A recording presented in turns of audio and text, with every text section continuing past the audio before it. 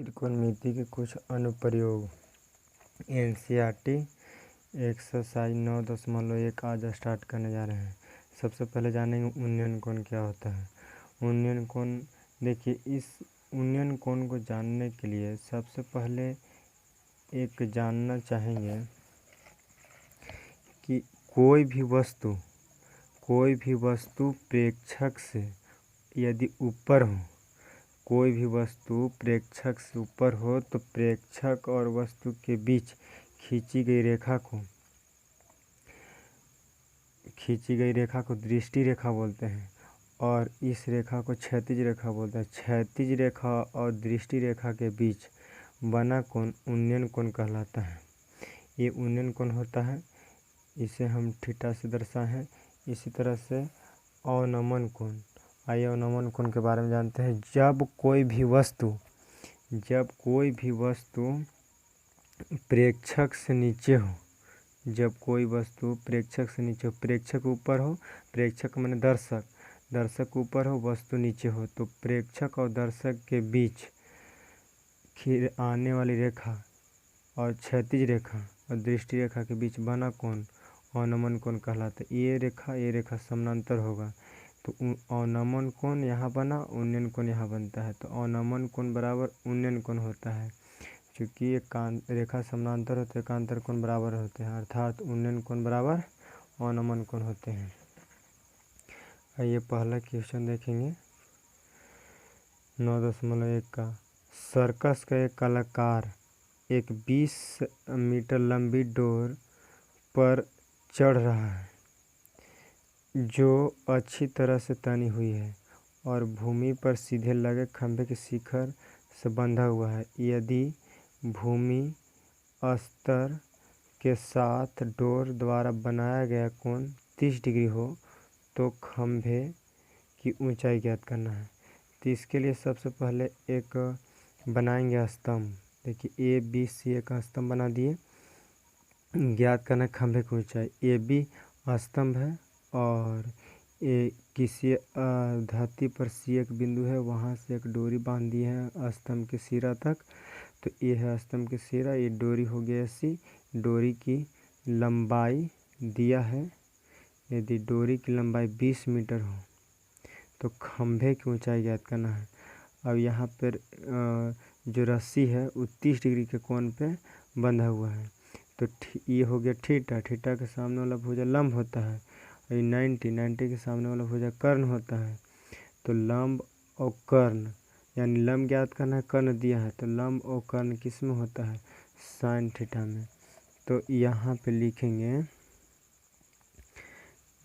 माना कि AB स्तंभ एवं AC डोरी की लंबाई है,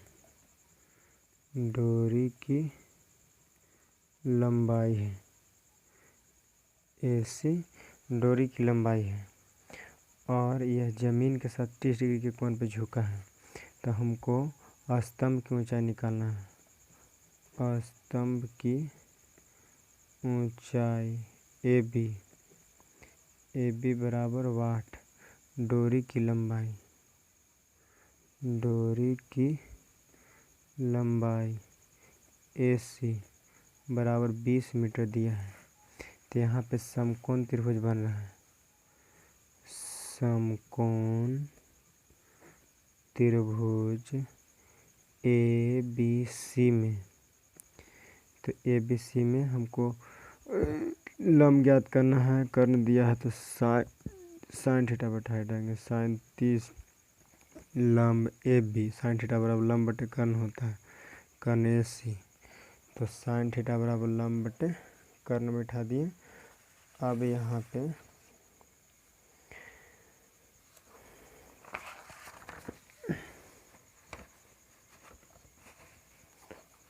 साइन 30 का वैल्यू 1/2 होता है और लंब AB नहीं पता है, AC 20 दिया है। अब तिरछी क्रॉस मल्टीप्लिकेशन करेंगे, 2 में AB से 2AB बराबर 20, 2 गुना में है, बराबर के दूसरी तरफ जाएगा तो भागा 20/2, 10 दूनी के 20। ए बी बराबर 10 मीटर, यही निकालना था। ए बी स्तंभ था, स्तंभ की ऊंचाई, स्तंभ की ऊंचाई हो गया 10 मीटर। आंसर। देखिए क्वेश्चन नंबर दूसरा, आंधी आने से एक पेड़ टूट जाता है और टूटा हुआ भाग इस तरह मुड़ जाता है कि पेड़ का शिखर जमीन को छूने लगता है और इसके साथ 30 डिग्री का कोण बनाता है। पेड़ के पाद बिंदु की दूरी जहाँ पेड़ का शिखर जमीन को छूता है वह 8 मीटर है। पेड़ की ऊंचाई ज्ञात करना है। आइए सबसे पहले एक पेड़ बनाते हैं ना। देखिए एक पेड़ हम यहाँ पे बना दिए। पेड़ है ए क्यू और इसका आधा भाग टूट जाता है, ए पी टूट जाता है और टूटा हुआ भाग इस तरह से मुड़ता है ज़मीन पर। ये जितना टूटा है उतना ही ज़मीन पर आकर लगता है कि ज़मीन के साथ 30 डिग्री के कोण पर झुका रहता है। 30 डिग्री के कोण पर झुका रहता है तो पेड़ की ऊंचाई यानी कि पेड़ ये आधा ये हो गया, ये ए पी, तो यही टूटा हुआ भाग यहाँ पे पी आर है। जो पी आर निकलेगा वही क्या हो जाएगा ए पी, और फिर क्या आधा बच गया है पी क्यू, तो पी क्यू और ए पी दोनों निकाल के जोड़ देंगे, पेड़ की ऊंचाई हो जाएगा। ई है पेड़ का टूटा भाग ना, पेड़ का आधा ऊंचाई है, टूटा हुआ भाग ये है ज़मीन के 30 डिग्री का। और ये पेड़ के आधार से 8 मीटर की दूरी पर जा कर के इसका सिरा लगा रहता है। तो सबसे पहले जो दिया है उसको लिखेंगे। माना कि ए क्यू एक पेड़ तथा पी आर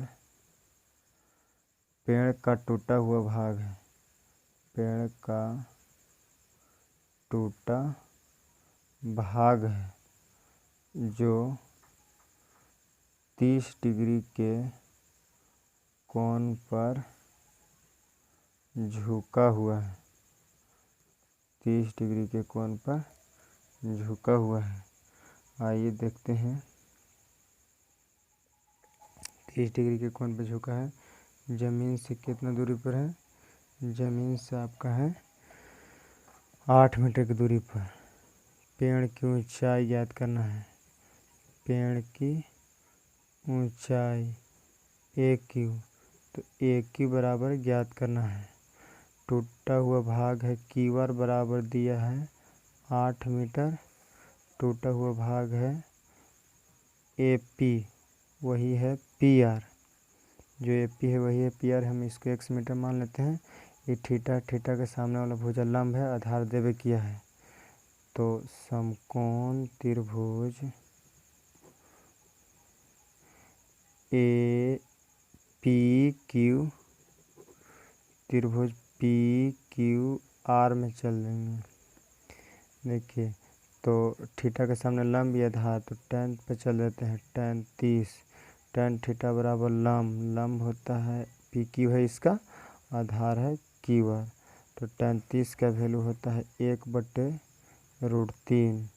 पी क्यू का वैल्यू नहीं पता है, क्यू आर का वैल्यू 8 है, तिरछा तिरछे गुना करेंगे तो पी क्यू बराबर हो जाएगा 8/√3। कैसे, √3 में क्यू से गुना करें, √3 क्यू बराबर 8, तो √3 गुना में हो जाएगा तो भागा में हो जाएगा। यानी हर पर में कर्ण अगर करते हैं तो इसका वैल्यू हो जाएगा 8/√3 गुने √3/√3। √3 में 3 से गुना करेंगे तो 3 हो जाएगा, 8√3/3 मीटर पी क्यू हो गया। अब हमको पी क्यू जो निकला इसी तरह से निकाल देना है पी आर। पुनः अब बैठा देंगे साइन पे, साइन 30, लंब पी क्यू और कर्ण है पी आर, हमको पी आर की ज़रूरी है। साइन 30 का वैल्यू होता है 1/2, पी क्यू का वैल्यू अभी लाए हैं 8√3/3 और पी आर का वैल्यू एक्स माने है, पी आर का वैल्यू एक्स है। 37 का वैल्यू 1/2 है तो पी क्यू का वैल्यू लाए 8/3/3। पी आर का वैल्यू एक्स माने है तो 8/3/3 बटा एक्स, पहली गुने चौथी दूसरी गुने तीसरी तो 1/2 8/3 और एक्स में 3 से गुना करेंगे 3x, तिरछा गुना करेंगे 8 दूनी के 16/3, 3 गुना में है इधर जगह तो भागा में। एक्स का वैल्यू जो है वही है आपका कुछ ए पी, तो ए पी बराबर ला दी 16√3/3। पेड़ की ऊंचाई लाना है, पेड़ की ऊंचाई यहाँ हो जाएगा ए क्यू बराबर A P plus P Q, A P plus P Q. तो ए पी का वैल्यू लाए हैं 8√3/3, इसका वैल्यू लाए हैं 16√3/3।